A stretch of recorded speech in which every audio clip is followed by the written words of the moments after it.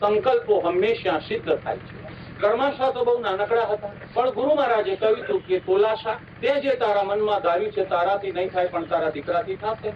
અને ત્યાં જ એમણે સંકલ્પો મૂક્યો ને કપડે ગાંઠ વાળી લીધી. આચાર્ય ધર્મમૂર્તિ સુરીજી તો પદયાત્રા સંઘ લઈને પધાર્યા હતા. વધારે રોકાવાનો સમય ન હતો. તોડના જિનાલયોને જીહારીને એમણે વિહાર આરંભ્યો. તોલાશાએ ખૂબ વિનંતી કરી કે સાહેબ, હવે દીકરો કામ કરવાનો છે તો દીકરાને ટ્રેનિંગ આજથી આપવી પડશે. મોટું ભગીરથ કામ છે. શત્રુંજાના ગઢ પરની અંદરમાં મુસલમાનોએ મૂર્તિને ખંડિત કરી છે. 100 વર્ષથી ત્યાં ગઢ પરમાં મૂર્તિ નથી અને ત્યાં મૂર્તિ વિરાજમાન કરવાની છે અને મોગલોના સામ્રાજ્ય વચ્ચે કામ કરવાનું છે. તો અત્યારથી એને ટ્રેનિંગ આપે. ધર્મમુક્ત સુરીજી કે ભાઈ, અમે તો અત્યારે સંઘ લઈને નીકળ્યા છીએ, રોકાવાનો સમય નથી, પણ તમારો બહુ આગ્રહ છે તો સ્વાધ્યાય વિનય મંડન ગણીને તોડ મૂકીને જાઉં છું.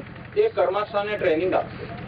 સાધુ ભગવંતોનો એક તીર્થના ઉદ્ધાર માટે કેટલો ભોગ, એક તીર્થના નિર્માણ માટે કેટલી લાગણી, એક શ્રાવકની ટ્રેનિંગ આપવા માટે એક ઉપાધ્યાયને ત્યાં મૂકી દેવા પડ્યા અને મૂકી દીધા. આચાર્ય ભગવંતે વિહાર કર્યો. વિનય મંડળ નામના ઉપાધ્યાયના રાહબરી નીચે કર્માશાનું અધ્યાપન ચાલુ થયું. 6 કર્મગ્રંથ સુધીનો અભ્યાસ કરાયો. 6 કર્મગ્રંથ સુધી ભણી ગયા. બાલ્ય વયમાંથી કિશોર વયમાં આવ્યા. શૈશવના શણગાર ઉતર્યા. કિશોરાવસ્થામાંથી યુવા વયની અંદરમાં પ્રવેશ કરતા હતા. 15મા 16મા વર્ષની વયે ઉપાધ્યાયજી ભગવંતે એમને ઇષ્ટાર્થ સાધક ચિંતામણી નામનો મંત્ર આપ્યો કે ઇષ્ટની સિદ્ધિ કરી આપનારો આ ચિંતામણી મહામંત્ર છે. આ મંત્રનો તમે જાપ કરો, એનું આ રીતે એનું અનુષ્ઠાન કરો. કર્માશાને ચિંતામણી મંત્ર સંપ્રાપ્ત થયો. પ્રાર્થના કરતા લાગ્યા. યૌવન વયની અંદરમાં આવતા એમને કર્પૂરા દેવી અને કમલા દેવી આવી 2 કન્યાઓ સાથે એમના લગ્ન લેવાયા. 2 કન્યાઓ સાથે લગ્ન કર્યા પછી પિતાજીનો ધંધો હતો, રેશમી કાપડ વેચવાનો હતો. માટે કર્માશા દુષ્યવાળા હતા, માટે દોષી કહેવાતા.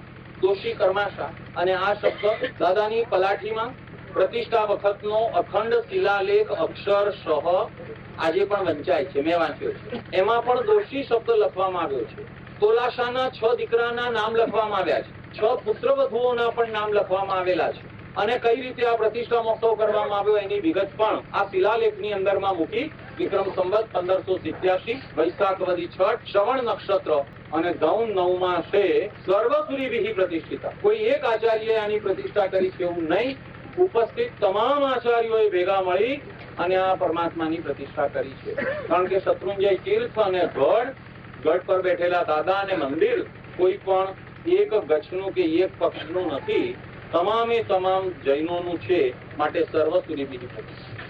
આદિનાથ ભગવાનના તખ્તે નશીન કર્યા છે. કર્માશા ઇષ્ટાર્થ મંત્રની સાધના કરતા કરતા યૌવન વયને પસાર કરતા કરતા પિતાશ્રીનો કાપડનો ધંધો સંભાળતા સંભાળતા ત્યાં વ્યતીત કરી રહ્યા છે. તોલાશાએ ઉપદાન કર્યા, 12 વ્રતોને ગ્રહણ કર્યા, વયસ્થ થયા. ગંગા ધાપા દીકરા 6 જણને સોંપી અને તોલાશા એક્સપાયર થયા. જે કામ એમણે કરવાનું હતું એ ન કરી શક્યા, તે કાર્ય એમણે જોઈ પણ ન શક્યા. જુવાનીના માંડવે તમે આવી ગયા હો, માતા પિતાની વય વધતી જતી હોય, એમણે કંઈક કરીને બતાડવું હોય, એમને કંઈક દેખાડવું હોય તો આવતીકાલની રાહ નહીં જુઓ. જે કરવું છે તે માતા પિતાની હાજરીમાં એ પરમ સંતોષને લઈને જા.